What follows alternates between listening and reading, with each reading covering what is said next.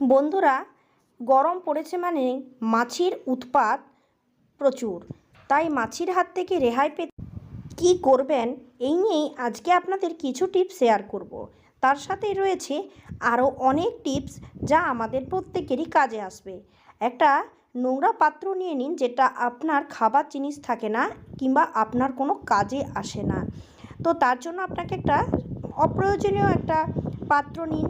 তাতে 1 মগের মতো কিংবা হাফ মগের মতো জল নিন। তাতে কিছুটা লেবুর রস নিংড়ে নিন।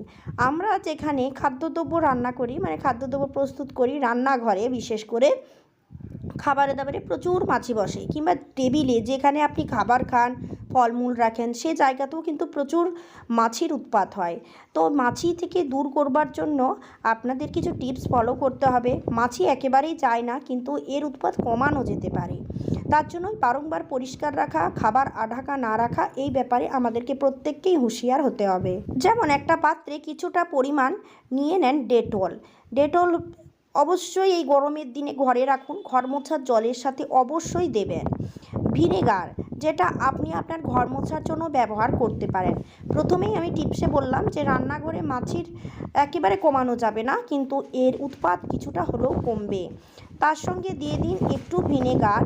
ভিনেগার হচ্ছে আঁচড়ে গন্ধ দূর করে, তার সাথে সাথে মাছির উৎপাতকে একদম দূর করে দেয়। তারপর এখানে দিয়ে দিন বেকিং সোডা। একটা মিশ্রণ করে রাখুন। যেমনভাবে আমাদের ঘর মোছার জন্য বোতলে বোতলে ফিনাইল রাখা থাকে, ঠিক সেরকমভাবে এরকম একটা মিশ্রণ বানিয়ে রাখুন, যেখানে মাছি আসবে কিংবা সকাল দুপুর সন্ধে 4 বেলা আপনি একটু করে ছড়িয়ে দিতে পারবেন। ধোয়া মোছার দরকার নেই, একটু করে ছড়িয়ে দেবেন কিংবা ঘর মোছার জলে মিশিয়ে নেবেন।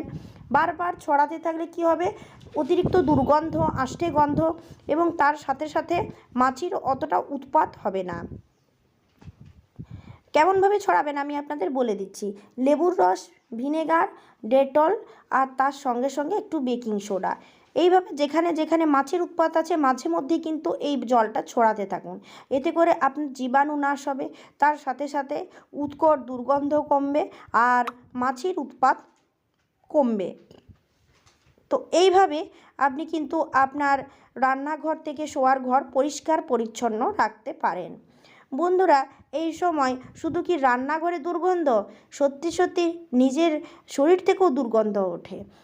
তার জন্য আমরা বডি স্প্রে ইউজ করি, তাই না? কিন্তু বডি স্প্রে বলুন, কোনো পারফিউম বলুন, কিছুতেও আমার কিন্তু কাজ হচ্ছে না। কী করণীয়?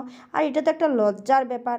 বন্ধুরা, স্নানের জল একটু করে লেবুর রস মিশিয়ে দিন, কিংবা যে জায়গা থেকে উৎকট গন্ধ বের হচ্ছে, বগল থেকে দুর্গন্ধ বের হচ্ছে, তো এক কাজ করুন, লেবুর রস অ্যাড করুন। স্নান করবার আগে ভালো করে বগলে লেবু ঘষে নেন। লেবুর রস একটু ঘষে নিলে কি হয়, ব্যাকটেরিয়া উৎপন্ন হয় না। এছাড়া একটা মিশ্রণ বানান স্প্রে করার জন্য।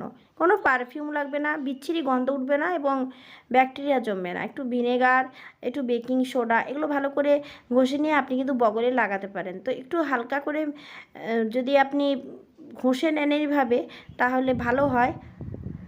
ময়লা ভাবটাও চলে যাবে, তার সাথে সাথে দুর্গন্ধও চলে যাবে। তো এই সময় আমার যে জামাটা ইউজ করি, বারংবার জামা চেঞ্জ করা দরকার, একটু পরিষ্কার পরিচ্ছন্ন স্নান করা দরকার বারংবার, আর বারবার জামা চেঞ্জ করা দরকার। তো একটু পরিষ্কার পরিচ্ছন্ন থাকলে ব্যাকটেরিয়া উৎপন্ন কম হয়। নাহলে কিন্তু লোকের কাছে লজ্জায় যাওয়া যায় না, আর মানুষ মুখে এটা বলতেও পারে না যে দুর্গন্ধতে খারাপ লাগছে বলে। তাই বন্ধুরা, আপনারা যদি পারফিউম ইউজ করতে না পারেন, এরকমভাবে বগলের উৎকট দুর্গন্ধ আপনি সহজেই কিন্তু দূর করতে পারবেন। গরমকালে যেটা আরও একটা সমস্যা হয়, যে সমস্যাটা আমাদের সমাধানের কোনো রাস্তা থাকে না। প্রত্যেকের বাড়িতে ফ্রিজ থাকে না, দুধ প্রায় খারাপ হয়ে যায়, দুধে পিঁপড়ে লেগে যায়। তো বন্ধুরা, কি করবেন, কি করণীয়? দুধকে তো ভালো রাখতেই হবে। তার জন্য আপনাকে একটা কাজ করতে হবে। প্রথমে দুধটাকে খুব ভালো করে জাল দিয়ে ফুটিয়ে নেন, তারপর ঠান্ডা করুন, তারপর ঢেকে রাখুন। তো ঢাকনা কেমন ব্যবহার করবেন? ঢাকনা ছিদ্রযুক্ত পাত্র এই দুধের জন্য ব্যবহার করবেন। একদম পুরোপুরি ঢেকে দেবেন না, তাহলে কিন্তু দুধ নষ্ট হয়ে যাবে। যাদের বাড়িতে ফ্রিজ নেই তারা অবশ্যই দুধকে বারংবার গরম করতে থাকুন। হালকা বড় পাত্রে, মুখ খোলা পাত্রে জল দেন, জল দিয়ে দুধটাকে বসিয়ে দেন। তাহলে দুধটা অনেকক্ষণ অবধি ভালো থাকবে, কোনো রকম পিঁপড়ে প্রবেশ করবে না, না হলে এমনিতেই দেখবেন দুধে খুব বেশি পিঁপড়ে হয়ে যাচ্ছে। তো বন্ধুরা, ঠিক এই রকম ছিদ্রযুক্ত পাত্র যদি আপনার বাড়িতে থাকে তাহলে আপনিও কিন্তু এইরকম ছিদ্রযুক্ত পাত্র দিয়েই দুধকে ঢেকে রাখবেন, যাতে করে বাতাস প্রবেশ করতে পারে। তো বন্ধুরা, এইরকমভাবে আপনি কিন্তু আপনার দুধকে সেফটি রাখতে পারেন। শুধু যে এরকম প্রবলেম তা নয়, গরমকালে স্কিনকে নিয়ে বেশি প্রবলেম হয়। বন্ধুরা, প্রতিদিন আপনি টক দই ব্যবহার করুন আপনার স্কিনকে ভালো রাখার জন্য। একটু টক দই নেন, ঠান্ডা ফ্রিজ থেকে ঠান্ডা টক দই, আর তার সঙ্গে একটু বেসন, 1 চিমটি হলুদ, গুঁড়ো হলুদই চলবে যদি আপনার কাছে কাঁচা হলুদ না থাকে।